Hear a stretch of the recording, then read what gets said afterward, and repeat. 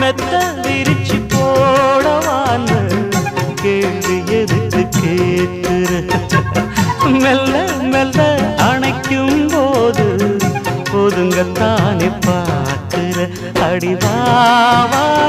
தேவி சொல்ல போரே ஒரு சேதி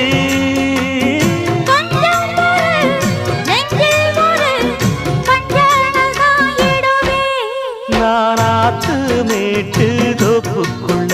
அடி அந்தி சாயும் நேரத்துல